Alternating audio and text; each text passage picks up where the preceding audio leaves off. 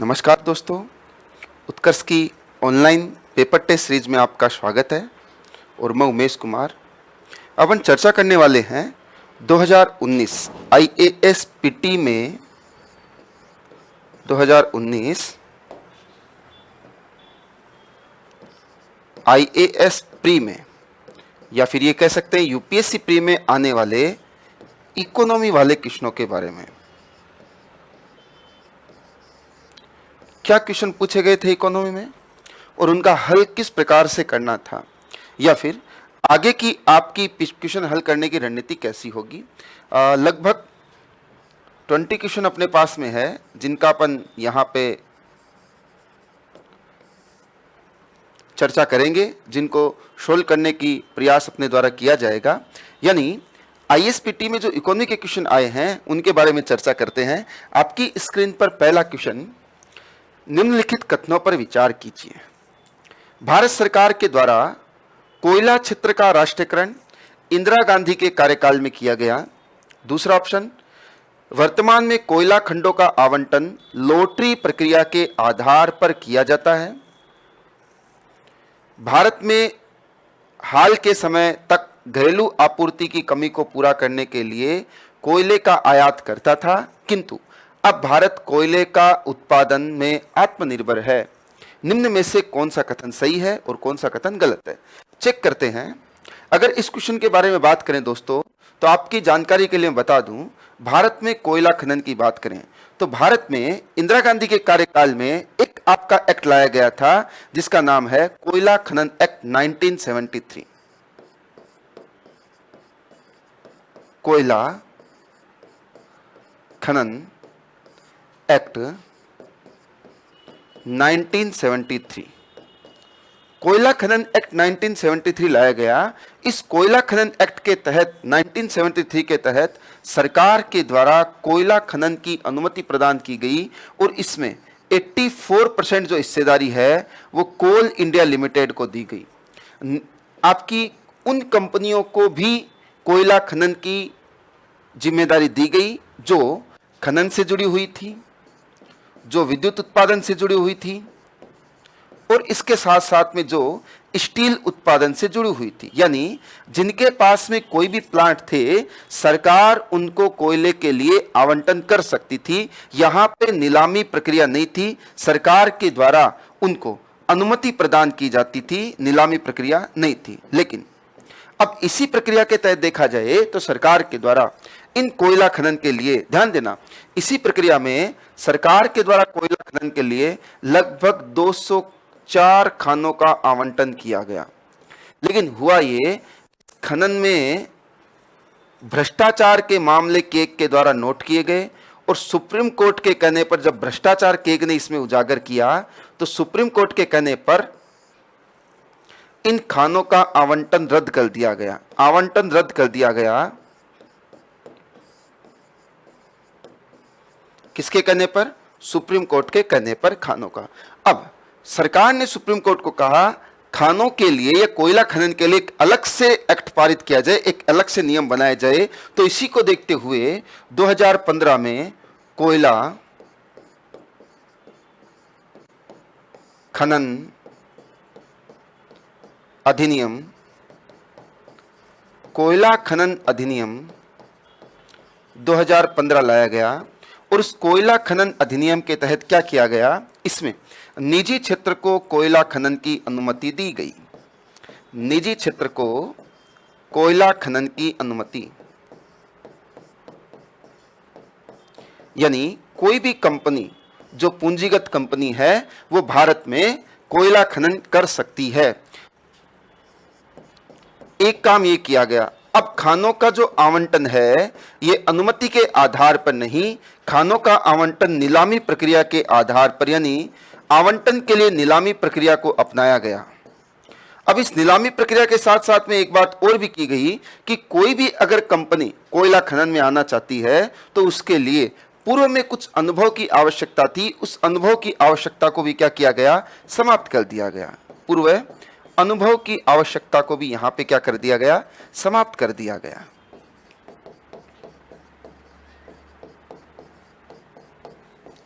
अनुभव आवश्यकता को समाप्त कर दिया गया कंपनी के पास में।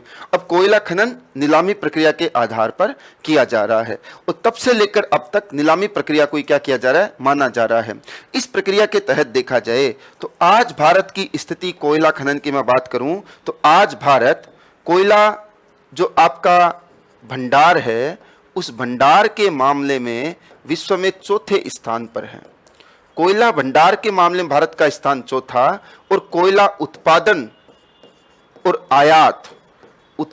और आयात के मामले में भारत का स्थान कौन सा है, तीसरा है। आज भी भारत को कोयला आयात के लिए कोयला आयात के लिए विश्व पर निर्भर रहना पड़ता है, यानी तीसरे सबसे बड़े कोयले के आयातक है। जबकि देखा जाए तो कोयला विद्युत व्यवस्था के लिए सबसे बड़े ईंधन के रूप में कार्य करता है। तो ये पूरी की पूरी प्रक्रिया समझने के बाद में अगर अपन चर्चा करें इस क्वेश्चन की तो क्वेश्चन का आंसर क्या होगा। इन्होंने कहा 1973 में राष्ट्रीयकरण किया गया, बिल्कुल ठीक बात है, 1973 में राष्ट्रीयकरण किया गया था साहब। नेक्स्ट आगे बढ़े, अगला क्वेश्चन कर रहा है वर्तमान में कोयला खंडों का आवंटन लॉटरी प्रक्रिया के आधार पर किया जाता है। वर्तमान में कोयला खंडों का आवंटन लॉटरी प्रक्रिया के आधार पर किया जाता है। नेक्स्ट अगला, भारत हाल ही के समय में घरेलू आपूर्ति की कमी को पूरा करने के लिए कोयला आयात करता था किंतु अब कोयले के उत्पादन में आत्मनिर्भर है। नहीं साहब, कोयले के उत्पादन में भारत आत्मनिर्भर नहीं है। नेक्स्ट इसके बाद में कहा जा रहा है वर्तमान में कोयले खंडों का आवंटन लॉटरी प्रक्रिया के आधार पर किया जाता है। तो ध्यान देना दोस्तों, ये नीलामी प्रक्रिया के आधार पर आवंटन किया जाता है, न कि लॉटरी प्रक्रिया के आधार पर। नीलामी प्रक्रिया काम में ली जाती है, लॉटरी प्रक्रिया काम में नहीं ली जाती है। इस बात को सभी जान गए हो। मैंने आपको बताया था 2015 का जो एक्ट आया था उसमें क्या कहा गया, अब अनुमति नहीं, अब क्या किया जाएगा, नीलामी की जाएगी। तो केवल और केवल कौन सा आंसर सही होगा, इसका आंसर पहला सही होगा। अगर इस क्वेश्चन को या इस प्रक्रिया को थोड़ा सा और आगे बढ़ाऊं तो हाल ही में सरकार के द्वारा खनिज अधिनियम 2020 संसद में प्रस्तावित किया गया है, जिसके तहत खनिज अधिनियम 1957 और कोयला खनन अधिनियम 2015 को मिलाकर एक नया संशोधन अधिनियम लाया गया है, जो कौन सा है, 2020। यानी अब कोयला खनन अधिनियम के लिए भी 2020 वाला संशोधन क्या करेगा, काम करेगा। तो क्लियर हुआ। वर्तमान अगर इसकी बात करें तो वर्तमान में पूरा का पूरा खनन के लिए 2020 का अधिनियम अब काम में करेगा। तो ये बात हुई आज के आपके इस क्वेश्चन के बारे में। नेक्स्ट अगला क्वेश्चन, किसी भी देश के संदर्भ में निम्नलिखित में से किसे उस देश की सामाजिक पूंजी के भाग के रूप में साझा किया जाएगा, किसे सामाजिक पूंजी के भाग के रूप में साझा किया जाएगा, सोशल कैपिटल के रूप में उसे साझा किया जाएगा। सोशल कैपिटल की बात करें तो जनसंख्या में साक्षरों का अनुपात, इसके भवन व अन्य आधिकारिक संरचना व मशीन, कार्यशील आयु समय में जनसंख्या का आयाम व समाज में आपसी भरोसे का सामंजस्य और स्तर, समाज में आपसी भरोसे और सामंजस्य का स्तर। अगर बात की जाए दोस्तों जनसंख्या में साक्षरों का अनुपात, तो जनसंख्या में साक्षरों का अनुपात तो साक्षरता कहलाती है। इसके भवनों व आधिकारिक संरचना व मशीनों का स्टॉक, ये एक्चुअल में देखा जाए तो ये पूंजीगत विकास कहलाता है।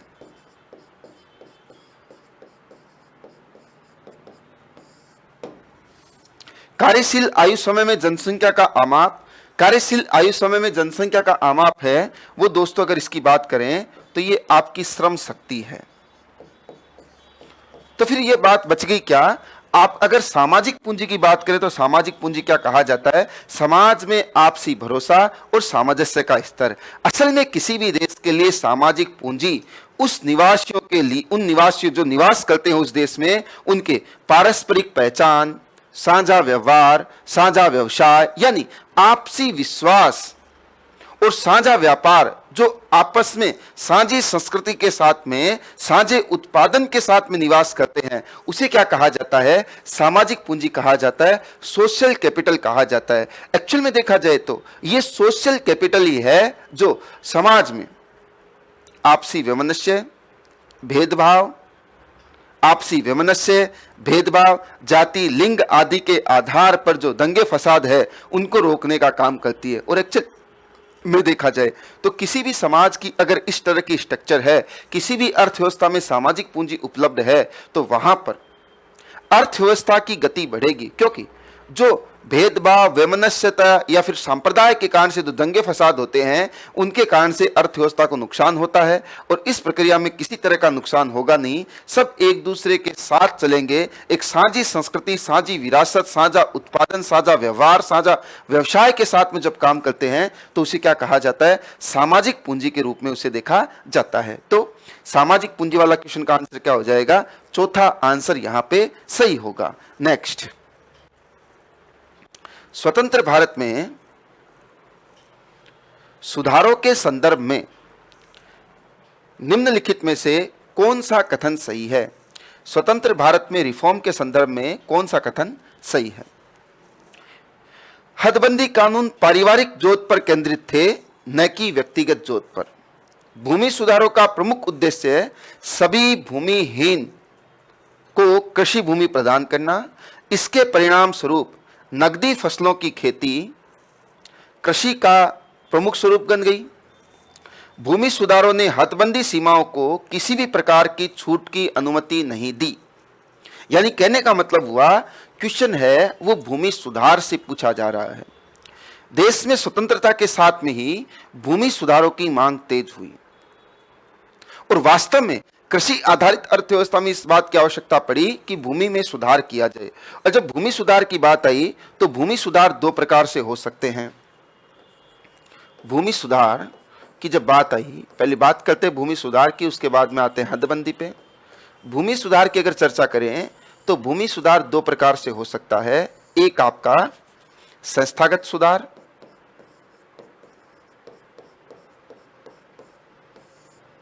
संस्थागत सुधार,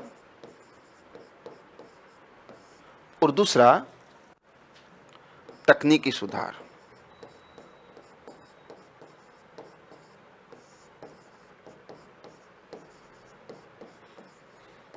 संस्थागत सुधार और तकनीकी सुधार। तकनीकी सुधार के तहत बीज है, उर्वरक है, सिंचाई है, आदि सुविधाओं में क्या करना था? सुधार करना था। तकनीकी सुधार की बात करें तो तकनीकी सुधार के तहत बीज, उर्वरक, सिंचाई आदि सुविधा में सुधार करना था। नेक्स्ट, अगला, अगर संस्थागत सुधार की बात करें तो संस्थागत सुधार में आपका भूमि सुधार, और भूमि सुधार की संस्थागत सुधार की तीन परिपाटियां थी। एक, जमींदारी उन्मूलन, जमींदारी उन्मूलन, काश्तकारी सुधार, काश्तकारी सुधार, और नेक्स्ट अगला, भूमि का पुनर्गठन।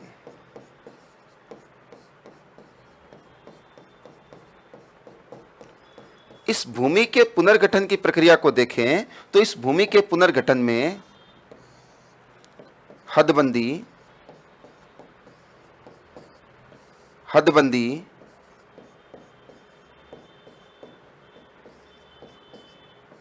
चकबंदी, हदबंदी, चकबंदी, इसके साथ साथ में भूमि का पुनर्वितरण,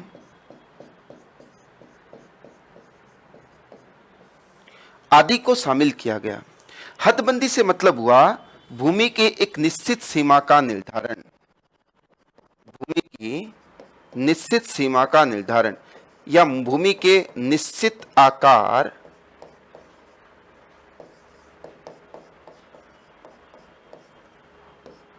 का स्वामित्व निर्धारण, भूमि के निश्चित आकार का स्वामित्व निर्धारण। कुमारप्पा समिति का गठन किया गया था 1949 में, और कांग्रेस के नागपुर अधिनियम, दोनों के ही तहत 1972 में भूमि सुधार अधिनियम के तहत हदबंदी कानून को लाया गया था। और 1972 में हदबंदी कानून जो था वो आपका हदबंदी कानून चर्चा का विषय रहा। या हदबंदी कानून लाया गया। इस हदबंदी कानून में क्या कहा गया? इस हदबंदी कानून में कहा गया प्रत्येक परिवार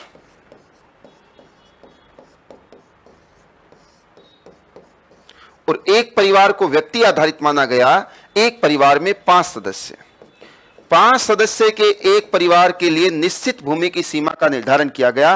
और इसको ध्यान से देखना, इसमें निश्चित भूमि की सीमा का निर्धारण किया गया। अगर 2 जोत वाली भूमि है तो एक परिवार के पास में यानी 5 व्यक्तियों के पास में 18 एकड़ या फिर 18 बीघा भूमि हो सकती है। 18 एकड़ भूमि हो सकती है। लास्ट, अगर एक जोत वाला खेत है तो उसके लिए भूमि का जो आकार हो सकता है वो हो सकता है 27 एकड़। लेकिन अगर मान लो भूमि गैर सिंचित है या फिर वर्षा आधारित भूमि है तो उसके लिए आकार 54 एकड़ तक हो सकता है।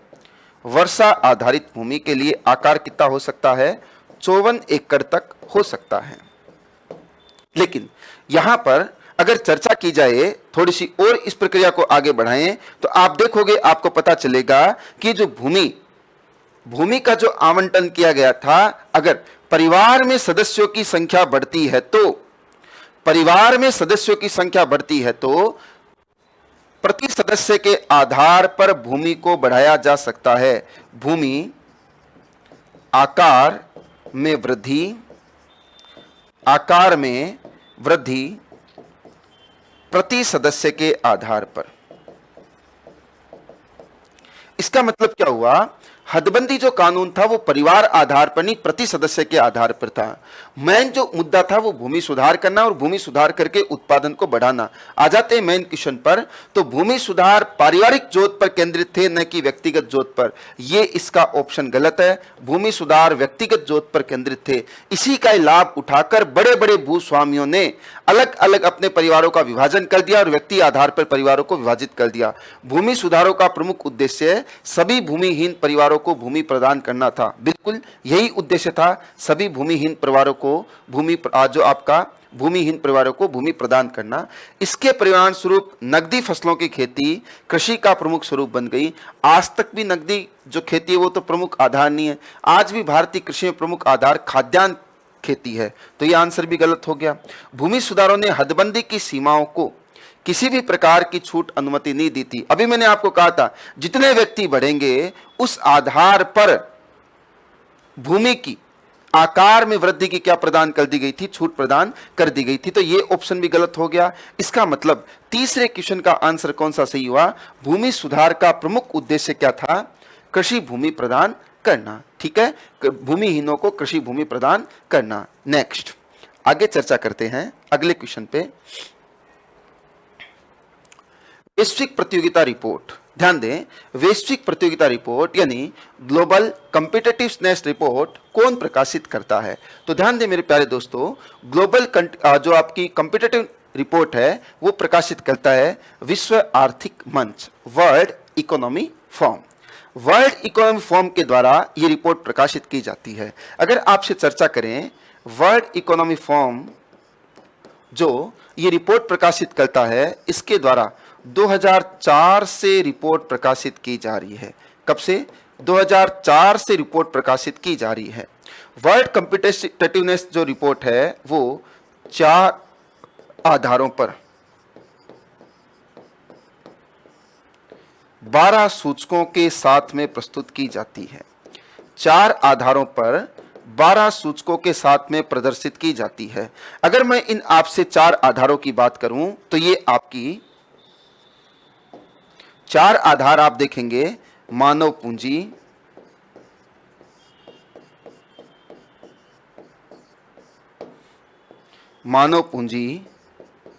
बाजार, वातावरण व पर्यावरण। वातावरण का मतलब औद्योगिक वातावरण वहां का कैसा है, औद्योगिक जो व्यापार वातावरण वो वहां का किस प्रकार का है। इन 4 आधारों को लेकर 2004 से रिपोर्ट प्रस्तुत की जा रही है। 2019 में भी रिपोर्ट प्रस्तुत की गई थी। अगर इस रिपोर्ट की बात करें 2019 की रिपोर्ट की, तो 2019 की जो रिपोर्ट पारित की गई थी उसमें लगभग 140 देशों को शामिल किया गया। कितने देश शामिल थे?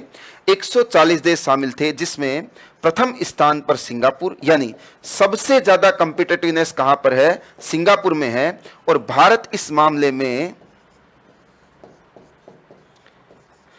58 स्थान पे था, 58वें स्थान पे था भारत का स्थान। ध्यान करना, जबकि 2018 में जो भारत का स्थान था 48वां, जबकि 2019 में बढ़ के कितना हो गया? 58वां स्थान हो गया। ये जो रिपोर्ट जारी की जाती है, इसके लिए जो आधार लिया जाता है 0 से 100 तक का, 0 से 100 तक का विचलन इस पूरी की पूरी रिपोर्ट में लिया जाता है। 0 होने का मतलब कॉम्पिटिटिवनेस कम है, और आपका 100 होने का मतलब सर्वाधिक कॉम्पिटिटिवनेस है। सबसे ज्यादा कॉम्पिटिटिवनेस कहां पर है? आपका सिंगापुर में सबसे ज्यादा कॉम्पिटिटिवनेस है।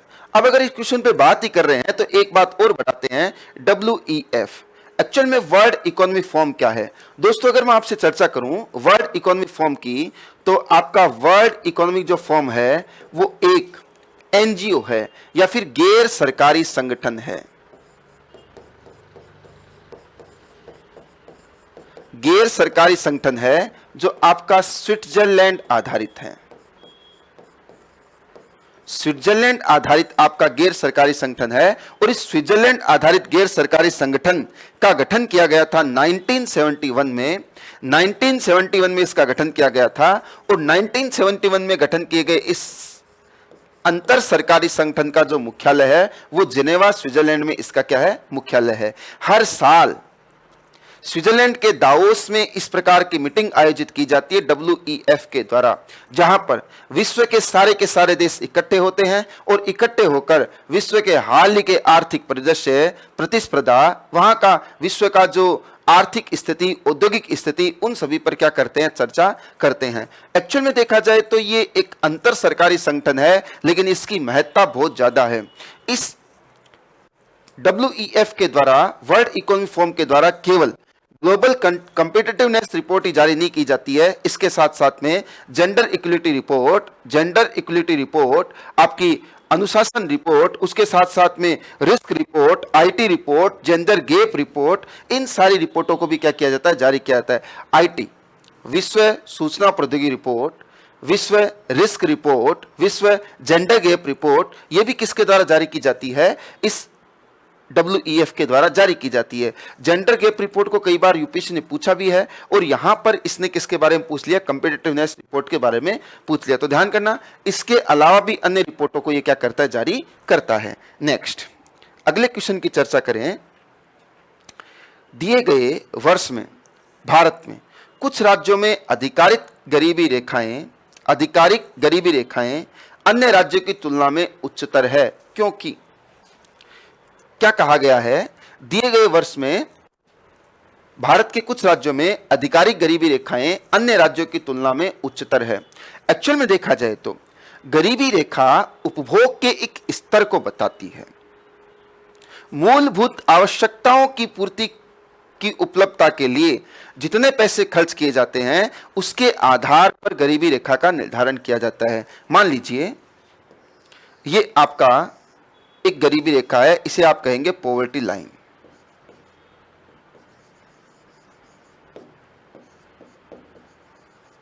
इस पॉवर्टी लाइन से जो ऊपर है वो गरीब नहीं होगा, और जो पॉवर्टी लाइन से नीचे है वो गरीब होगा। अब यहां पे क्वेश्चन ये आया है कि क्यों ऐसा होता है? अलग अलग राज्यों में अलग अलग गरीबी रेखाएं पाई जाती हैं।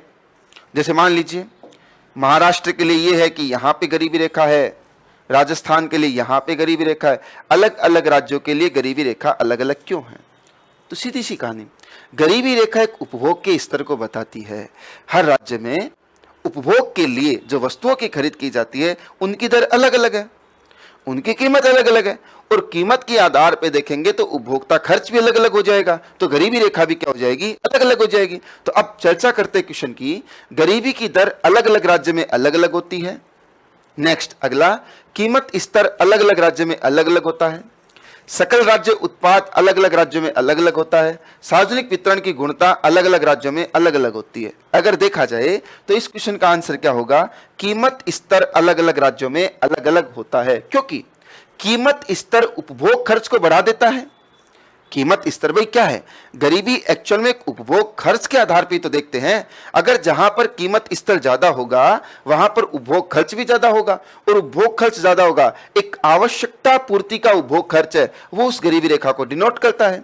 तो जहां पे उपभोग खर्च ज्यादा है वहां पे गरीबी रेखा क्या होती जाती है? ऊपर होती जाती है। अगर देखा जाए तो भारत में 1960 के दशक में गरीबी रेखा की अवधारणा को अपनाया गया था। 1960 में गरीबी रेखा की अवधारणा को अपनाया गया, और 1997 में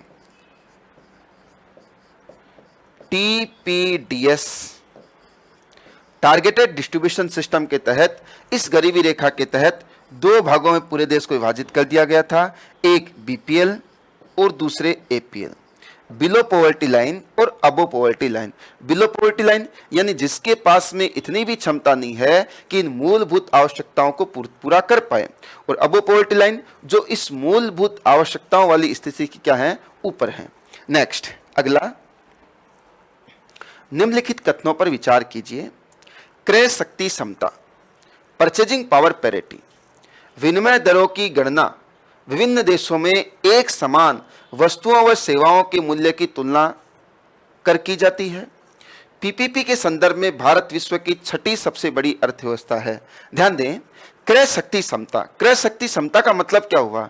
हर देश की विनिमय दर इस प्रकार से हो कि वहां पर वस्तुओं और सेवाओं की कीमतें बराबर हो। आप अमेरिका में कोई वस्तु खरीदो चाहे भारत में कोई वस्तु खरीदो, अगर आपको बराबर ही मूल्य देना पड़े उसे कहते हैं क्रय शक्ति समता। ध्यान देना, मेरे पास में 70 रुपए है और 70 रुपए भारत में मैं खर्च करता हूं तो मैं एक कोला की बोतल खरीद पाता हूं। अमेरिका में मैं जाऊं तो 70 रुपए के बदले मुझे $1 मिलता है। अगर अमेरिका में वो कोला की बोतल $1 की है, इसका मतलब 70 रुपए मैंने अमेरिका में खर्च किए चाहे 70 रुपए भारत में खर्च किए, या फिर उसी तरीके से अमेरिका वाले ने $1 अमेरिका में खर्च किए चाहे $1 भारत में खर्च किए, दोनों में ही सेवाओं और वस्तुओं की कीमतें अगर बराबर है उसे कहा जाता है परचेजिंग पावर पैरिटी। ध्यान देना, इसका मतलब वस्तुओं और सेवाओं का अगर बराबर स्तर है तो उसे कहा जाएगा परचेजिंग पावर पैरिटी। नेक्स्ट अगला, परचेजिंग पावर पैरिटी के संदर्भ में भारत तीसरे स्थान पर है, छठे स्थान पर है। यह बात गलत, क्योंकि परचेजिंग पावर पैरिटी में अमेरिका, चीन के बाद भारत का तीसरा स्थान है। अमेरिका, चीन के बाद भारत का कौन सा स्थान है? तीसरा स्थान है। इसका मतलब इस क्वेश्चन का आंसर कौन सा सही हो गया? पहला आंसर इस क्वेश्चन का सही था। अब देखो बात करते हैं परचेजिंग पावर पैरिटी की। दोस्तों, विदेशी विनिमय मुद्रा प्रणाली या फिर विनिमय दर, विनिमय दर प्रणाली में जब आगे बढ़ते हैं तो परचेजिंग पावर पैरिटी की बात आती है। विनिमय दर, विनिमय दर किसे कहते हैं? एक्सचेंज रेट से मतलब है एक देश की मुद्रा की तुलना में एक देश की मुद्रा की तुलना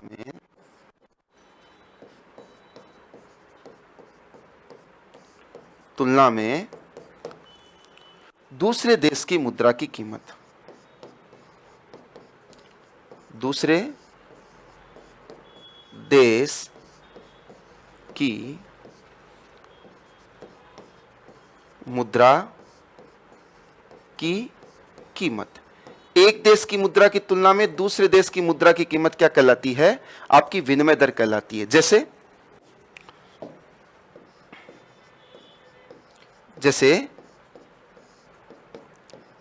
$1 बराबर 70 रुपए। कहने का मतलब क्या हो गया? $1 के मुकाबले आपको कितने रुपए देने पड़ेंगे? 70 रुपए। और 70 रुपए में आप कितने डॉलर खरीद सकते हो? $1। यानी एक दूसरे देशों की जो मुद्रा का मूल्य आपस की मुद्राओं में देखा जाए उसे विनिमय दर कहते हैं। विनिमय दर से मतलब यह हुआ, अब देखो, अब मुद्दे की बात क्या निकल के आई? विनिमय दर तो आपने देख ली, लेकिन मान लीजिए आपको अमेरिका जाना है और अमेरिका में जाकर आपको भारत की तुलना में वहां की वस्तुओं की कीमत देखनी है, तो वहां की वस्तुओं के साथ अगर कीमत की तुलना करनी होती है तो एक जो आपका नया सेगमेंट निकलता है उसे कहते हैं प्रभावी विनिमय दर। प्रभावी विनिमय दर। प्रभावी विनिमय दर दो देशों की वस्तुओं की कीमतों की तुलना दर्शाती है। दो देशों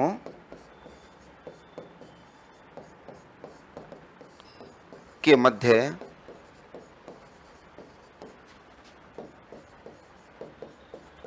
वस्तुओं के कीमत स्तर को बताया जाता है किसके द्वारा? प्रभावी विनिमय दर के द्वारा। इसे कहा जाता है effective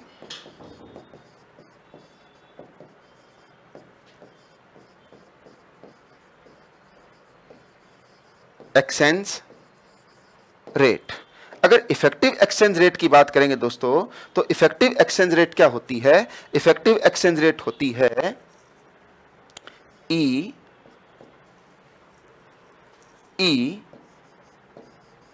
into P F upon P, जहां पर ई आपको बताती है विनिमय दर, ई दर्शाती है विनिमय दर को, पीएफ दर्शाता है विदेशी वस्तु की कीमत को, और पी दर्शाता है देश में वस्तु की कीमत को। देश में वस्तु की कीमत को अगर इस आधार पर निकालें और इस आधार पर अगर ई इफेक्टिव प्रभावी दर का मान अगर 1 निकल के आता है, यदि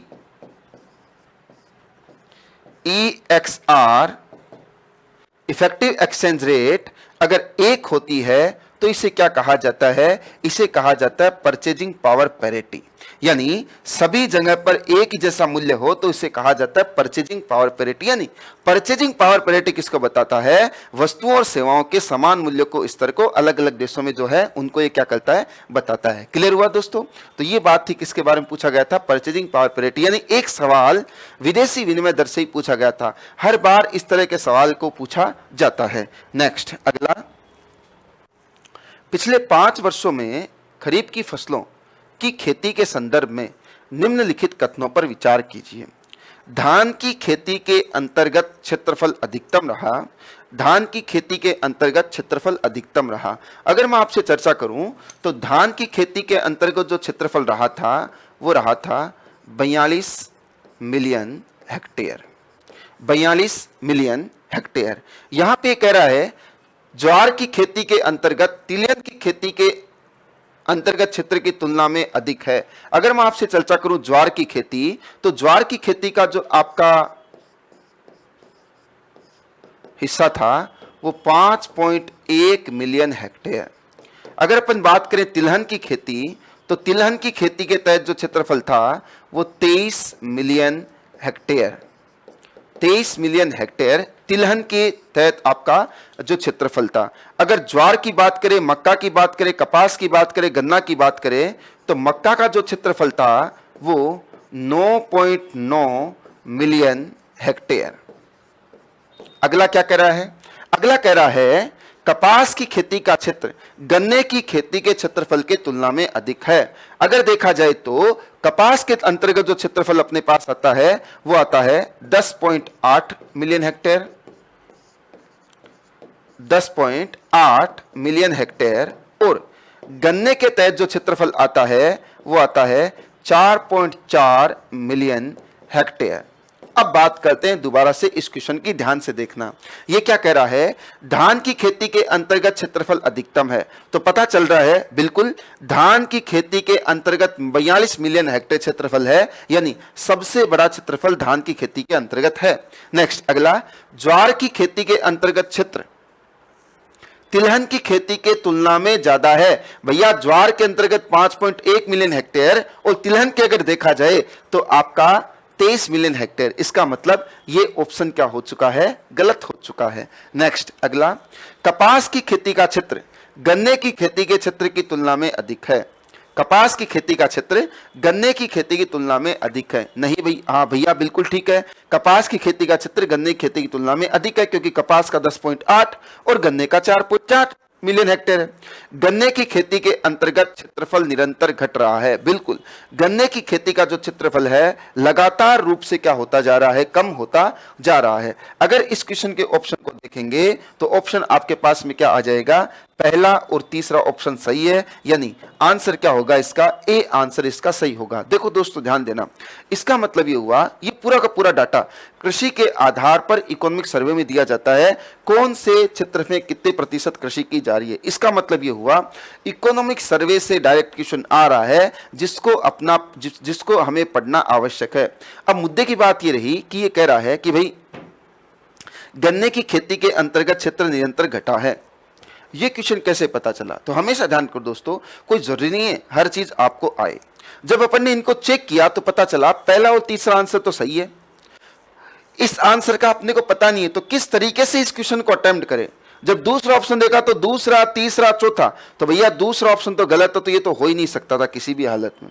इसको भी देखा तो दूसरा, चौथा, दूसरा तो गलत हो ही नहीं सकता था। यहां भी दूसरा दे रखा, दूसरा गलत हो ही नहीं सकता था। इसलिए अपने बिना सोचे समझे क्या कह सकते हैं, पहला और दूसरा यही आंसर क्या होगा, सही होगा, क्योंकि दूसरा आंसर तो गारंटी से गलत है। जो अपने को पता चल रहा है ज्वार का क्षेत्रफल और तिलहन के क्षेत्रफल के बारे में। नेक्स्ट अगले क्वेश्चन की बात करें तो भारत द्वारा आयातित कृषि जिंसों में पिछले 5 वर्षों में निम्नलिखित में से किस एक का मूल्य के आधार पर अधिकतम आयात कर रहा है। किस उत्पादन का आयात भारत अधिकतम कर रहा है। तो दोस्तों मसाला, ताजे फल, दलहन और वनस्पति तेल। अगर ताजे फलों की बात करें, मसालों की बात करें तो इनमें भारत का महत्वपूर्ण स्थान है। मसालों के उत्पादन में भारत की अच्छी स्थिति है। कच्चे फलों के मामले में भारत का दूसरा स्थान है। दलहन भारत उत्पादित की जाती है और कुछ मात्रा में भारत के द्वारा आयात की जाती है, लेकिन सबसे ज्यादा जो आयात भारत के द्वारा किया जाता है वो किया जाता है वनस्पति तेल। अगर वनस्पति तेल की बात करूं दोस्तों तो 2018 में वनस्पति तेल का जो उत्पादन, जो आयात था, 2018 में आयात 2017 से 8.2% की वृद्धि हुई। और आपको ध्यान होगा हाल ही में भारत द्वारा मलेशिया से जो आपका पोम ऑयल का समझौता उसको तोड़ा गया था, क्योंकि मलेशिया द्वारा भारत के खिलाफ कई जगह पर संयुक्त राष्ट्र संघ में या चीन के खिलाफ जो बातें कही जा रही थी, आर्टिकल 370 के खिलाफ बोला था, वहां पे भारत ने कुछ समझौते को उनको रद्द किया था और इंडोनेशिया कच्चा तेल उनको देने को क्या हो गया, तैयार हो गया। अगर भारत में देखा जाए तो पाम ऑयल है, मूंगफली का ऑयल है, इनके लिए विदेशों से बड़ी मात्रा में अपने को क्या रहना पड़ता है, निर्भर रहना पड़ता है। इसलिए ये आपका क्रूड ऑयल नहीं है, ये वनस्पति ऑयल है। इसका मतलब सबसे ज्यादा आयात किसके द्वारा किसका किया जाता है, वनस्पति तेल का सबसे ज्यादा आयात किया जाता है। नेक्स्ट अगला, भारतीय रुपये में गिरावट रोकने के लिए निम्नलिखित में से कौन सा एक सरकार भारतीय रिजर्व बैंक द्वारा किया जाने वाला सर्वाधिक संभावित उपाय नहीं है। यानी अगर भारतीय रुपये में गिरावट आ रही है, दोस्तों ध्यान करना, क्वेश्चन को अपने को एक एक चीज को देखना है। क्वेश्चन सबसे पहले कह रहा है भारतीय रुपये में गिरावट, तो गिरावट से मतलब क्या हुआ, भारतीय रुपये में गिरावट का मतलब यह हुआ विनिमय दरों में कमी आना। रुपये में गिरावट का मतलब यह हुआ रुपये की मांग में कमी होना, और रुपए की मांग में जब कमी होगी तो रुपए की कीमत कम होगी, और रुपए की कीमत कम होगी तो रुपए का मूल्य क्या हो जाएगा, गिर रहा है। ये कह रहा है गैर आवश्यक आयात पर नियंत्रण व निर्यात को प्रोत्साहित करके। बिल्कुल, अगर आप आयात को कम करते हो, निर्यात को बढ़ाते हो, तो निर्यात को बढ़ाने से रुपए की मांग बढ़ेगी, और मांग बढ़ेगी तो कीमत ऊपर बढ़ेगी। इसका मतलब ये ऑप्शन सही है। भारतीय उधारकर्ताओं को रुपए मूल्य वर्ग में के मसाला बॉन्ड जारी करने हेतु प्रोत्साहित करके। दोस्तों ध्यान करना, मसाला बॉन्ड की अगर बात करते हैं तो भारतीय उद्योगपतियों के द्वारा निवेश को आकर्षित करने के लिए मसाला बॉन्ड जारी किया जाता है। अगर मान लीजिए विदेशी मुद्रा में निवेश आएगा मसाला बॉन्ड की सहायता से, इसका मतलब क्या होगा, विदेशी पैसे भारत में आएंगे, इसका मतलब भारतीय मुद्रा की मांग बढ़ेगी, और भारतीय मुद्रा की मांग बढ़ेगी तो कीमत में क्या होगी, वृद्धि होगी। यानी ये उपाय भी हो सकता है। विदेशी वाणिज्य उधारी से संबंधित दशाओं को आसान बनाना। अगर विदेशी वाणिज्यिक उधारी से अगर बढ़ेगी, दशाएं आसान होगी, तो विदेशी वाणिज्यिक उधार बढ़ेगी, और विदेशी वाणिज्यिक उधार अगर बढ़ेगी, सीधी सी कहानी, अगर कोई भी वाणिज्यिक उधार आएगी तो किस में आएगी, विदेशी मुद्रा में। विदेशी मुद्रा सबसे पहले आरबीआई के पास जमा होगी, और उसके मुकाबले किसकी मांग की जाएगी, रुपए की मांग की जाएगी। इसका मतलब इस वाणिज्यिक उधार से रुपए की मांग में वृद्धि होगी, और रुपए की मांग अगर बढ़ेगी तो सीधी सी कहानी है, कीमत भी बढ़ेगी। यानी ये उपाय भी हो सकता है। तीसरा, एक प्रसरणशील मौद्रिक नीति का अनुसरण करना। प्रसरणशील मौद्रिक नीति का मतलब होता है ऐसी मौद्रिक नीति अपनाना जहां पर भारतीय अर्थव्यवस्था में मुद्रा की मात्रा बढ़ जाए। भैया ध्यान देना, भारतीय अर्थव्यवस्था के लिए मौद्रिक नीति घरेलू अर्थव्यवस्था का एक फैक्टर है। ये घरेलू अर्थव्यवस्था को प्रभावित करता है, जबकि मुद्रा के मूल्य में गिरावट ये विश्व अर्थव्यवस्था से जुड़ी हुई परिघटना है। दोनों अलग अलग कंसेप्ट हैं।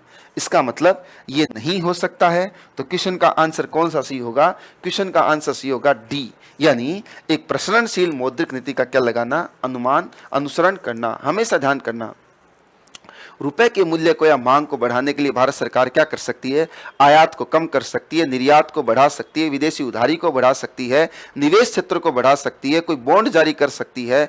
इस तरह के उपायों के द्वारा भारत सरकार के द्वारा क्या किया जाता है, रुपए की मांग को बढ़ाकर जो गिरावट आ रही है उसको रोका जा सकता है। नेक्स्ट, अगला क्वेश्चन ध्यान दीजिए। भुगतान प्रणाली के आंकड़ों के भंडारण, storage of payment system data के संबंध में भारतीय रिजर्व बैंक के हाल ही के निर्देश, जिसे प्रचलित रूप से डाटा डिटेक्ट के रूप में जाना जाता है, भुगतान प्रणाली प्रदाताओं को समादेशित करता है।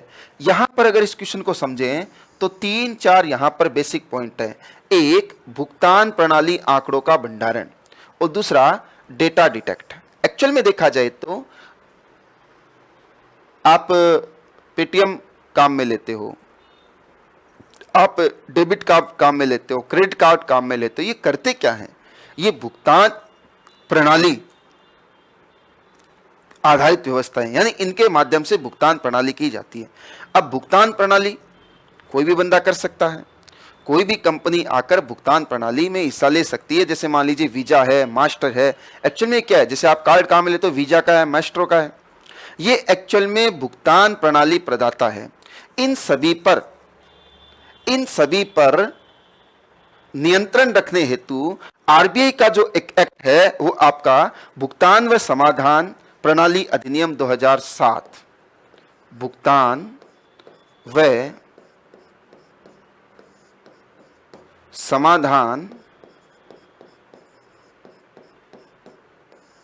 प्रणाली एक्ट 2007, और इस 2007 के एक्ट के तहत आरबीआई भारत के भुगतान प्रणाली को नियंत्रित करता है। और इसी भुगतान प्रणाली को और ज्यादा व्यवस्थित करने के लिए, डेटा को डिटेक्ट करने के लिए आरबीआई के द्वारा एक भुगतान अधिनियम या भुगतान प्रणाली अधिनियम 2018 जारी किया गया। अधिनियम 2018 जारी किया गया। इस अधिनियम में क्या कहा गया, इस अधिनियम में यह कहा गया कि भाई भारत से संबंधित कोई भी भुगतान डाटा है वो आप विदेशों में नहीं लेके जाओगे, उस डाटा को आपको भारत में ही रखना है, चाहे वो कोई भी हो।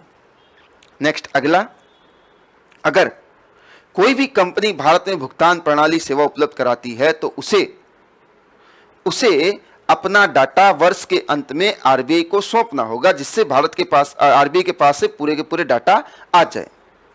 तो ये इसमें कहा गया जिससे डाटा को नियंत्रित किया जा सके। क्वेश्चन क्या कह रहा है, क्वेश्चन कह रहा है, आप ध्यान रखना, भुगतान प्रणाली या डाटा डिटेक्ट के लिए अधिनियम कौन सा 2000, एक्ट कौन सा 2007 और अधिनियम 2018। 2018 में जो नियम बना था वो क्या कहता है? वे यह सुनिश्चित करेंगे कि उनके द्वारा संचालित भुगतान प्रणालियों से संबंधित समग्र आंकड़े एक प्रणाली के अंतर्गत केवल भारत में ही भंडारित किए जाएं। बिल्कुल, विदेशों में वो आंकड़े नहीं ले जा सकते हैं, भारत में ही उनके द्वारा आंकड़ों को भंडारित किया जाए, यही उनको सुनिश्चित करना। ये बात ठीक है। नेक्स्ट, वे यह सुनिश्चित करेंगे कि इन प्रणालियों का स्वामित्व और संचालन सार्वजनिक क्षेत्र के उद्यम ही करें। ऐसा तो कुछ नहीं है, कोई भी कर सकता है सार्वजनिक क्षेत्र के उद्यम करें, ये बात गलत है। वे कैलेंडर वर्ष की समाप्ति में नियंत्रण व लेखा महापरीक्षक को समेकित प्रणाली लेखा परीक्षा रिपोर्ट प्रस्तुत करेंगे। नहीं भैया, ये लेखा परीक्षा रिपोर्ट नियंत्रक व महालेखा परीक्षक को नहीं, ये किसको प्रस्तुत की जाएगी? आरबीआई को प्रस्तुत की जाएगी। इसका मतलब ये हुआ, इस क्वेश्चन का जो आंसर हो गया वो हो गया केवल एक, इसमें सही है। हमेशा ध्यान करना, डाटा डिटेक्ट प्रणाली के तहत जो डाटाएं हैं वो डाटाएं किसको उपलब्ध कराई जाएगी? वो आरबीआई को उपलब्ध करवाई जाएगी। कोई भी भुगतान प्रणाली प्रदाता है, ये डाटा केक को उपलब्ध नहीं कराई जाएगी। इन डाटाओं को कोई भी विदेश में नहीं ले जा सकता है। तो ये बात हुई आपकी इस क्वेश्चन के बारे में। नेक्स्ट, अगला क्वेश्चन, किसी अर्थव्यवस्था में मुद्रा गुणक मनी मल्टीप्लायर निम्नलिखित में से किस एक के साथ साथ बढ़ता है? अगर मैं आपसे बात करूं मनी मल्टीप्लायर की, मुद्रा गुणक की, तो दोस्तों मुद्रा गुणक होता है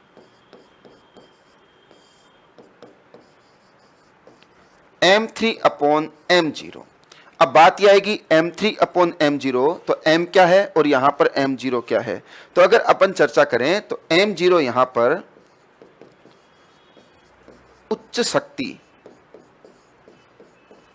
प्राप्त मुद्रा, M0 उच्च शक्ति प्राप्त मुद्रा है। और उच्च शक्ति प्राप्त मुद्रा की बात करें तो M0 बराबर होता है चलन में मुद्रा, चलन में मुद्रा प्लस बैंकों की आरबीआई जमा प्लस आरबीआई की अन्य जमा। कहने का मतलब यह हुआ, जिनके लिए आरबीआई को भुगतान प्रणाली संभव बनानी है उसे कहा जाता है हार्ड पावर मनी M0।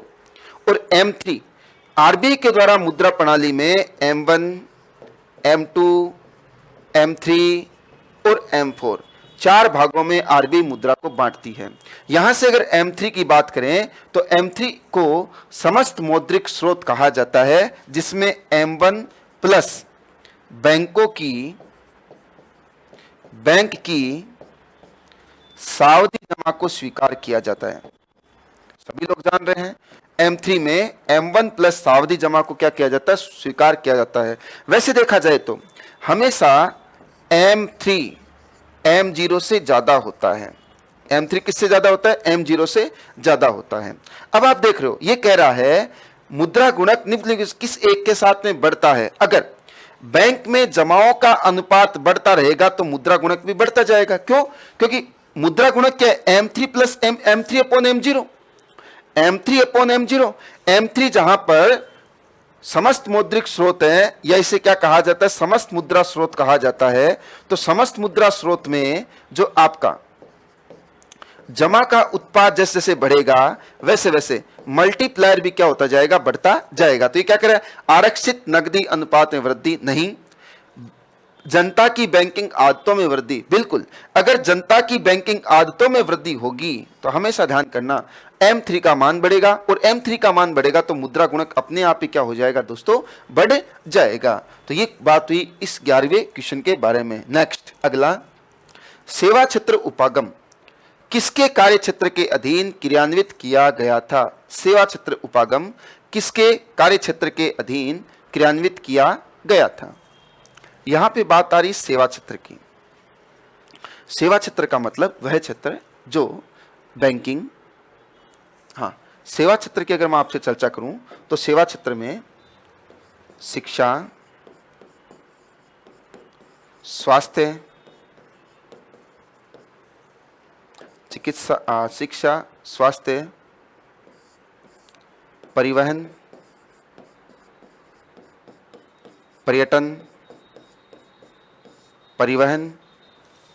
पर्यटन, और इसके साथ साथ में दोस्तों बैंकिंग, बीमा, संचार आदि को किस में शामिल किया जाता है? सेवा क्षेत्र में शामिल किया जाता है। ये बात कर रहा है, ये कह रहा है इनमें से कौन सा सेवा क्षेत्र का उपागम है। तो देखो दोस्तों, एकीकृत ग्रामीण विकास कार्यक्रम, एकीकृत ग्रामीण विकास कार्यक्रम में ग्रामीण अवसंरचना को तैयार करना था ताकि लोगों को रोजगार उपलब्धता हो सके। इसका मतलब ये कार्यक्रम यहाँ पे शामिल नहीं है। अग्रणी बैंक योजना, ध्यान दें, अग्रणी बैंक योजना 1969 में दिसंबर 1969 में इस योजना की शुरुआत की गई थी और इस योजना का उद्देश्य था जिला स्तर पर एक बड़े बैंक को इस प्रकार से तैयार करना जो लोगों के विकास में सहायक हो। महात्मा गांधी राष्ट्रीय ग्रामीण रोजगार योजना, ये आपके रोजगार के लिए है। राष्ट्रीय कौशल विकास योजना कौशल विकास के लिए है। तो अगर कहा जाए तो इसका मतलब ये हो गया, सामाजिक क्षेत्र उपागम के तहत कौन सी योजना शामिल किया जाएगा? अग्रणी बैंक योजना को शामिल किया जाएगा, जिसे दिसंबर 1969 में क्या किया गया था? शुरू किया गया था। ध्यान करना, जिला आधारित ये विकास कार्यक्रम था। प्रत्येक जिले की सबसे बड़ी बैंक ब्रांच को विकास के लिए उत्तरदायित्व सौंपा गया था। नेक्स्ट, अगले क्वेश्चन की चर्चा करें तो भारत में गौण खनिज प्रबंधन के संदर्भ में निम्नलिखित कथनों पर विचार कीजिए। दोस्तों ध्यान करना, भारत में खनिज प्रबंधन की बात करें तो खनिजों के लिए भारत में खनिज अधिनियम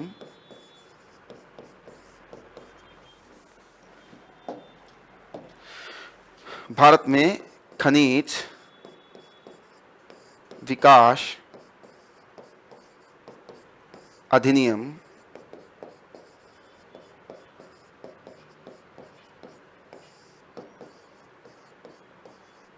2015, खनिज विकास अधिनियम 2015 जारी किया गया। जब खनिज विकास अधिनियम 2015 जारी किया गया, 2020 अभी वर्तमान में जारी किया गया है, इससे पहले 2020, ये कोयले के लिए 2015 और वर्तमान में 2020। खनिज प्रबंधन अधिनियम 2020 जारी किया गया है, इससे पहले जो खनिज अधिनियम 1957 था। और ध्यान दें दोस्तों, इस 1957 के अधिनियम के तहत जो आपके गौण खनिज थे, उस गौण खनिजों के लिए जो भूमिका है वो किसको दी गई है? राज्यों को दी गई है। किसको दी गई है? राज्यों को संपूर्ण भूमिका राज्यों को दी गई है। गौण खनिजों के अधिनियम करने से, उनका विनिमय करने से संबंधित सारे के सारे अधिकार किसको दिए गए हैं? राज्यों को प्रदान किए गए हैं। अब बात करते हैं क्वेश्चन की। क्वेश्चन क्या करना चाहता है? गौण खनिज प्रबंधन के संदर्भ में निम्नलिखित कथनों पर विचार कीजिए। पहला कथन कह रहा है, देश में विद्यमान विधि के अनुसार रेत एक गौण खनिज है। बिल्कुल ठीक बात है, रेत को प्रमुख खनिजों में नहीं, गौण खनिज में क्या किया जाता है? शामिल किया जाता है। गौण खनिजों के खनन पट्टे प्रदान करने की शक्ति राज्य सरकारों के पास है, लेकिन गौण खनिजों को प्रदान करने से संबंधित नियम बनाने के बारे में शक्तियां केंद्र सरकार के पास है। भैया, गौण अधिनियम से संबंधित सारे के सारे अधिकार किसके पास हैं? राज्य सरकार के पास हैं। इसमें केंद्र की किसी भी तरह की कोई भी भूमिका नहीं है। इसका मतलब पहली लाइन तो सही थी, लेकिन दूसरी लाइन का आकर पूरे के इस स्टेटमेंट को क्या कर दिया इन्होंने? गलत कर दिया। गौण खनिजों के अवैध खनन को रोकने के लिए नियम बनाने की शक्ति राज्य सरकारों के पास है। दिल्ली आप देखते हो, राज्य सरकारों के द्वारा जो बजरी खनन है उनके ऊपर कार्रवाई की जा रही है। तो दोस्तों हमेशा ध्यान करना, गौण खनिज से संबंधित चाहे किसी भी तरह का नियम बनाना हो, उनको रोकना हो, विनियमन करना हो, बेचान करना हो, सारे अधिकार किसके पास है? राज्य सरकारों के पास है। तो आंसर इस क्वेश्चन का हो जाएगा पहला और तीसरा। पहला और तीसरा यानी ए आंसर इसका क्या हुआ? सही हुआ। गौण खनिजों संबंधित सभी अधिकार राज्य सरकारों को दिए गए हैं। निम्नलिखित कथनों पर विचार कीजिए। ठीक है भाई, भारत का अधिकांश विदेशी ऋण सरकार सत्वों के ऋण द्वारा होता है। भारत सरकार का सारा विदेशी ऋण $, मूल्य वर्ग में है। अगर इस क्वेश्चन की बात करें दोस्तों, तो इसमें न तो पहला सही है और न दूसरा सही है। अगर विदेशी ऋण की बात की जाए तो विदेशी ऋण में विदेशी ऋण की बात की जाए तो विदेशी ऋण में वाणिज्यिक उधार, विदेशी ऋण में वाणिज्यिक उधार यानी इन उद्योगपतियों के द्वारा लिया गया उधार, वाणिज्यिक उधार, वाणिज्यिक बैंक ऋण, सरकारी उधार,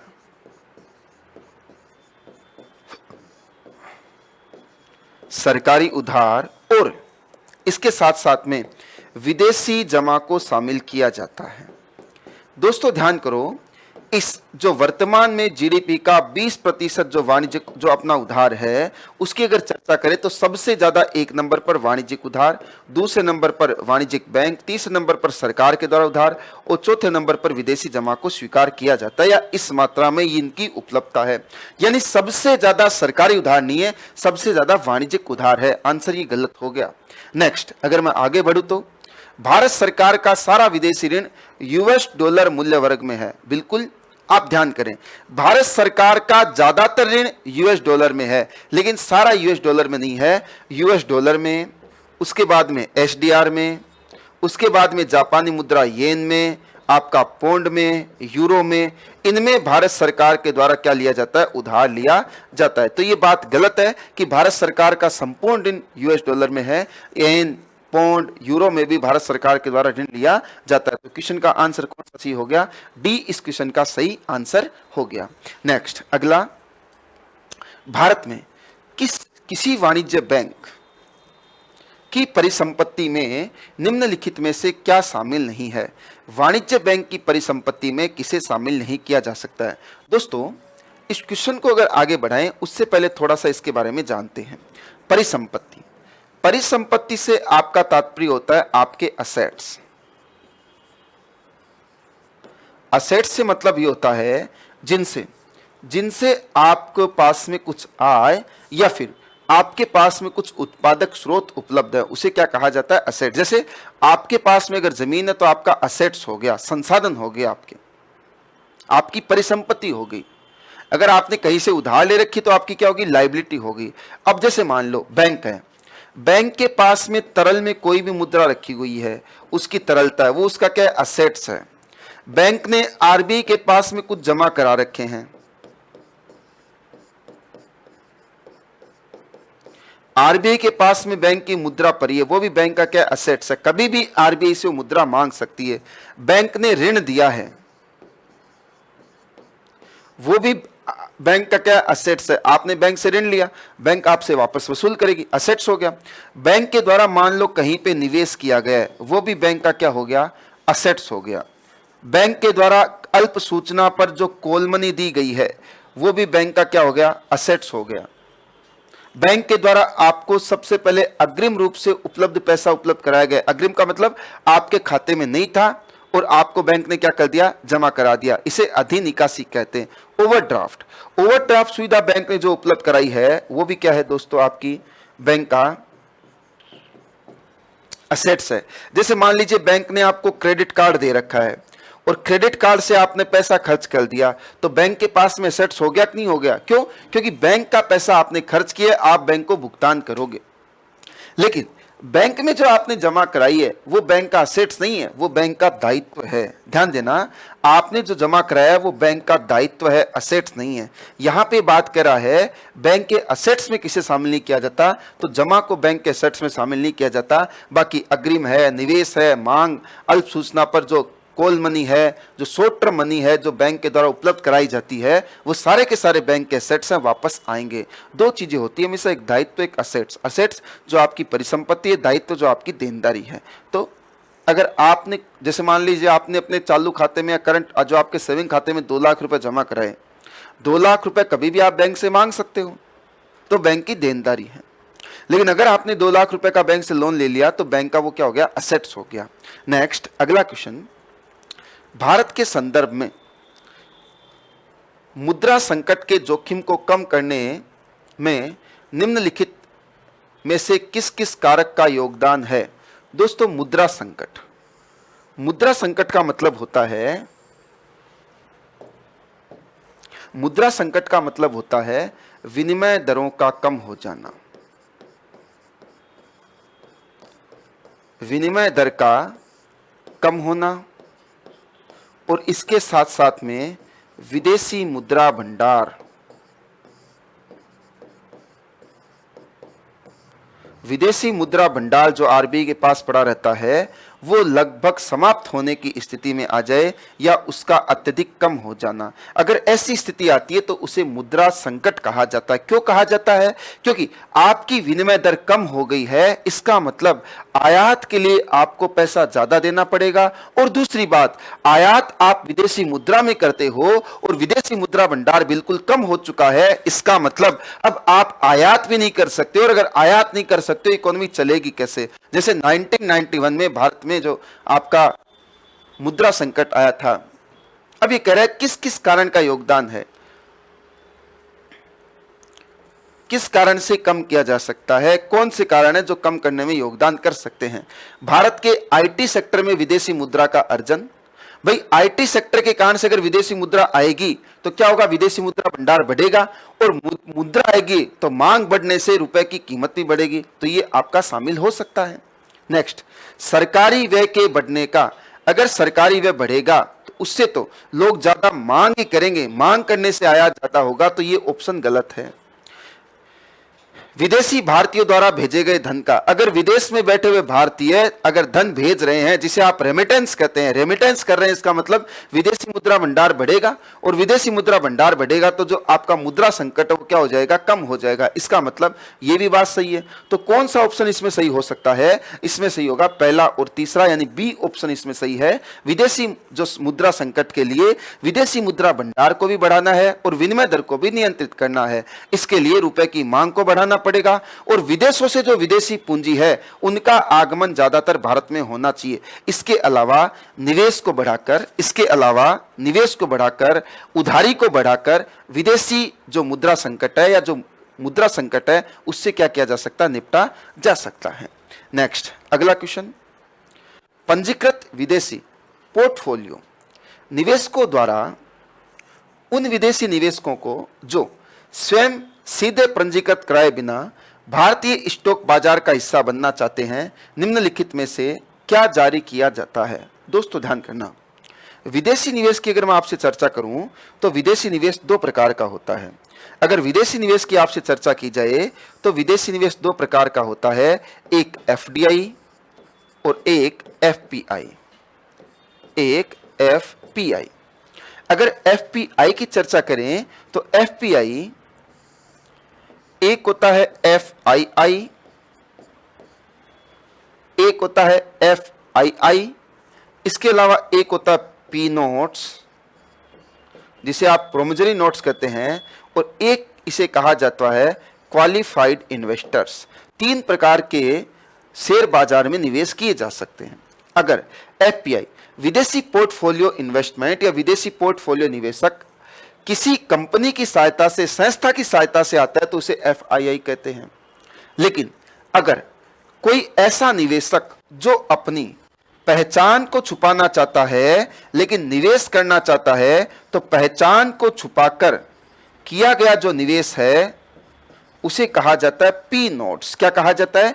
पी नोट्स। और किसी क्वालिफाइड इन्वेस्टर के द्वारा जो निवेश किया जाता है उसे कहा जाता है क्वालिफाइड इन्वेस्टमेंट। ठीक है, तो अब बात यही क्वेश्चन की, पहचान छुपाकर किया जाने वाला निवेश क्या कहलाएगा भैया? पहचान छुपाकर किया जाने वाला निवेश कहलाएगा वचन पत्र, पार्टिसिपेटरी नोट्स। वचन पत्र नहीं, पार्टिसिपेटरी नोट्स, यानी इसे क्या कहा जाएगा? इसे कहा जाएगा सहभागिता पत्र। सहभागिता कैसे?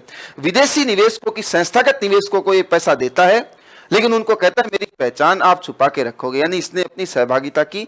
ये भारत में वर्तमान में प्रतिबंधित किए गए हैं। क्यों? क्योंकि पहचान छुपाकर जो निवेश किया जाता है उसमें काले धन की संभावना को ज्यादा बढ़ा देते हैं, ब्लैक मनी के निवेश को बढ़ाते हैं। विदेशी जो शेयर बाजार की स्थिति अगर देखी जाए तो देश के शेयर बाजार में जो विदेश का पैसा आता है उसमें प्रोमिजरी नोट का जो पैसा आता है वो सबसे खतरनाक पैसा है, अस्थिरता को पैदा करता है। और इसमें कई बार तो कई बार तो इसमें धन जो भारत से गया हुआ है वही वापस आकर लौट जाता है, यानी काला धन बढ़ने की संभावना होती है। इसलिए इसको सेबी के द्वारा क्या किया गया है, प्रतिबंधित किया गया है। सबसे ज्यादा खतरनाक निवेश इसको माना जाता है जो अर्थव्यवस्था को सबसे ज्यादा प्रतिकूल तरीके से क्या करता है, प्रभावित करता है। नेक्स्ट, भारत में दूरसंचार, बीमा, विद्युत आदि जैसे क्षेत्रों में स्वतंत्र नियामकों का पुनर्निरीक्षण निम्नलिखित में से कौन कौन करते हैं? संसद द्वारा गठित तदर्थ समितियां, बिल्कुल ठीक बात है। संसद द्वारा गठित तदर्थ समितियां इनका नियामक करती हैं। संसदीय विभाग संबंधी स्थायी समितियां, बिल्कुल ठीक है, स्थायी समितियों द्वारा ऐसा किया जाता है। वित्त आयोग नहीं, वित्त आयोग ऐसा नहीं करता है। वित्तीय क्षेत्र के विधायी सुधार आयोग नहीं। नीति आयोग नहीं। कौन सा आंसर सही हुआ? आंसर सही हुआ 1 और 2, यानी इस क्वेश्चन का आंसर होगा 1 और 2 यानी ए। ध्यान देना दोस्तों, किसी भी संबंधित विषय से नियमन जो किया जाता है, कानून बनाया जाता है, उन कानूनों का जो काम है वो किसके द्वारा किया जाता है? संसद और संसद के द्वारा, तदर्थ समितियों के द्वारा, जो उस संबंधित विभाग और उस तदर्थ समितियों के द्वारा किया जाता है, न कि नीति आयोग और आपके वित्त आयोग के द्वारा। हाँ, नीति आयोग और वित्त आयोग ये आपकी सलाहकारी संस्थाएं हैं। ये किसी भी कानून के बारे में सलाह प्रदान कर सकती है, उनसे पूछा जा सकता है वित्तीय नियमों के बारे में, न कि ये कोई आपकी नियमों का निर्धारण करेगी। तो इस क्वेश्चन का आंसर पहला और दूसरा दोनों सही होगा। नेक्स्ट, अगला, भारत की पंचवर्षीय योजना के संदर्भ में निम्नलिखित कथनों में से कौन सा कथन सही है? द्वितीय पंचवर्षीय योजना से बुनियादी तथा पूंजीगत वस्तु उद्योग के प्रतिस्थापन की दिशा में निश्चयात्मक जोर दिया गया था। चौथी पंचवर्षीय योजना में संपत्ति तथा आर्थिक शक्ति के बढ़ते संकेंद्रण की पूर्व प्रवृत्ति के सुधार का उद्देश्य अपनाया गया। पांचवी पंचवर्षीय योजना में पहली बार वित्तीय क्षेत्र को योजना के अभिन्न अंग के रूप में क्या किया गया था? शामिल किया गया था। अगर इस क्वेश्चन के बारे में चर्चा करें दोस्तों, तो द्वितीय पंचवर्षीय योजना जिसका कार्यकाल 1956 से 1961 तक था, पीसी महालनोबिस मॉडल के आधार पर यह योजना क्या की गई थी? तैयार की गई थी, जिसका उद्देश्य था पूंजी आधारित उद्योगों को बढ़ावा देना। पूंजी आधारित उद्योगों को बढ़ावा देना। योजना में विकास दर का लक्ष्य रखा गया था 4.5% और प्राप्त हुआ 4.2%। यानी कहने का मतलब ये हुआ, द्वितीय पंचवर्षीय योजना में बुनियादी व पूंजीगत वस्तु उद्योग को बढ़ावा दिया गया। बिल्कुल ठीक है, ये आंसर बिल्कुल सही है। द्वितीय पंचवर्षीय योजना में ऐसा ही किया गया था। बात करें चौथी पंचवर्षीय योजना की दोस्तों, तो चौथी पंचवर्षीय योजना को अगर अपन देखेंगे, चौथी पंचवर्षीय योजना में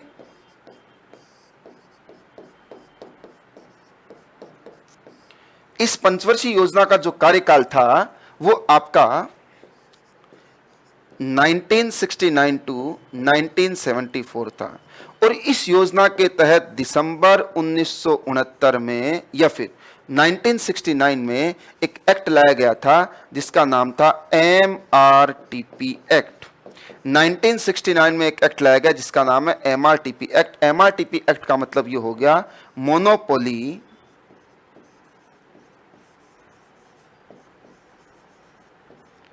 restriction trade practice. Monopoly restriction trade practice act 1969 जो कब लाया गया था? 1969 में। कौन सी पंचवर्षीय योजना में? चौथी में। तो चौथी जो पंचवर्षीय योजना LS माने व अशोक रुद्र मॉडल पर आधारित थी। यहां पर कुछ प्रतिबंधों को बढ़ाया गया। कौन से अधिनियम के तहत? MRTP एक्ट के तहत। इसका मतलब यह हो गया, संपत्ति व आर्थिक शक्ति के बढ़ते संकेंद्रण की पूर्व प्रवृत्ति में सुधार के उद्देश्य से अपनाया गया था। बिल्कुल ये बात भी ठीक है, ऐसा ही इसमें किया गया था। पांचवी पंचवर्षीय योजना में पहली बार वित्तीय क्षेत्र को योजना का भिन्न अंग के रूप में शामिल किया गया था। नहीं, ऐसा नहीं किया गया था। पांचवी पंचवर्षीय योजना तो जो आपकी 1974 से 1978 तक थी, जिसमें गरीबी हटाओ का नारा दिया गया था। डीपी धर मॉडल पर आधारित ये क्या थी? आपकी पंचवर्षीय योजना थी। गरीबी हटाओ का नारा दिया गया था और डीपी धर मॉडल पर आधारित यह आपकी पंचवर्षीय योजना थी। इसका मतलब यह हो गया कि केवल और केवल इस क्वेश्चन में पहला और दूसरा आंसर क्या है, सही है, बाकी तीसरे आंसर इसमें गलत होगा। तो इसका आंसर क्या हो जाएगा, पहला ए इसका सही आंसर होगा। ध्यान देना, चौथी पंचवर्षीय योजना में एमआरटीपी एक्ट लाया गया था और दूसरी पंचवर्षीय योजना पीसी महानलोबिस मॉडल पर आधारित थी, जिसका मुख्य उद्देश्य उद्योगों को बढ़ावा देना था। इसमें उद्योगों को 4 भागों में बांटा गया था। एक जो पूंजीगत आधारित उद्योग थे, एक फैक्ट्री आधारित उपभोक्ता वस्तु थी, दूसरा हस्तकला उत्पाद थे और उसके बाद में घरेलू उद्योग थे। 4 भागों में उद्योगों को इसमें बांटा गया था। नेक्स्ट, सार्वजनिक क्षेत्र के बैंक के अध्यक्षों का चयन कौन करता है, बैंक बोर्ड ब्यूरो, भारतीय रिजर्व बैंक, केंद्रीय वित्त मंत्रालय व संबंधित बैंक का प्रबंधन। दोस्तों ध्यान दें, इस क्वेश्चन का आंसर होगा सार्वजनिक बैंकों के अध्यक्षों का चयन करता है bank board bureau. Bank board bureau सार्वजनिक बैंकों के अध्यक्षों का चयन करता है। इस पूरी की पूरी घटनाक्रम को अगर आप समझें तो आप जानेंगे 2015 में बैंकों के सुधार के लिए एक मिशन लाया गया था जिसका नाम था मिशन इंद्रधनुष। मिशन इंद्रधनुष। इस मिशन इंद्रधनुष में बैंक सुधारों के लिए 7 सूत्रीय कार्य योजना को अपनाया गया था। बैंक सुधारों के लिए 7 सूत्रीय कार्य योजना को अपनाया गया था। इस 7 सूत्रीय कार्य योजना की बात करें तो इस 7 सूत्रीय कार्य योजना में बैंकों में नियुक्ति, बैंक बोर्ड ब्यूरो,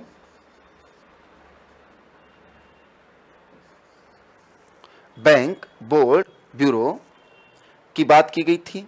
इसके साथ साथ में बैंकों में सशक्तिकरण,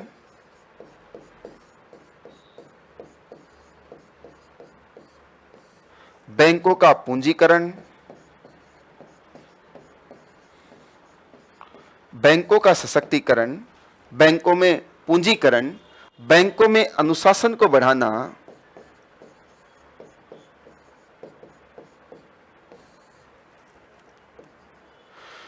बैंकों को अकाउंटेबल बनाना या फिर इसको जिम्मेदार बनाना,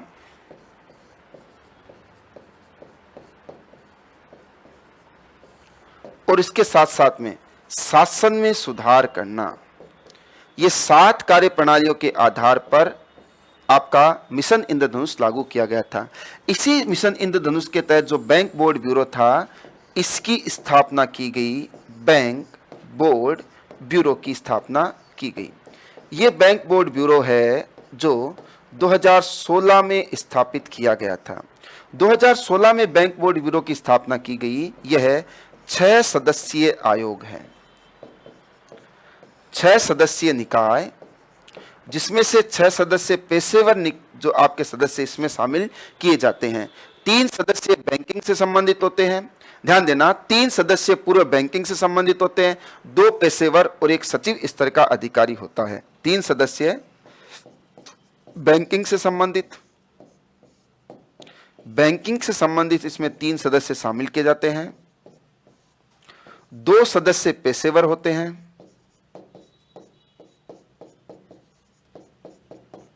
और 1 सचिव सदस्य इसमें शामिल किया जाता है। यह 6 सदस्य निकाय है जिसका मुख्य उद्देश्य होता है बैंकों के प्रमुख अधिकारियों की नियुक्ति करना। ध्यान देना, बैंकों के अध्यक्षों का चयन करना, सरकार के निवेश का प्रबंधन करना, बैंक प्रणालियों का सही संचालन हो रहा है नहीं हो रहा है, इस बात की देखरेख करना किसका काम है, बैंक बोर्ड ब्यूरो का काम है। तो ये बात, इस क्वेश्चन का आंसर हो गया बैंक बोर्ड ब्यूरो, जिसकी स्थापना 2016 से की गई थी। तो ये कुछ बातें थी किसके बारे में, अर्थव्यवस्था से संबंधित क्वेश्चनों के बारे में। धन्यवाद।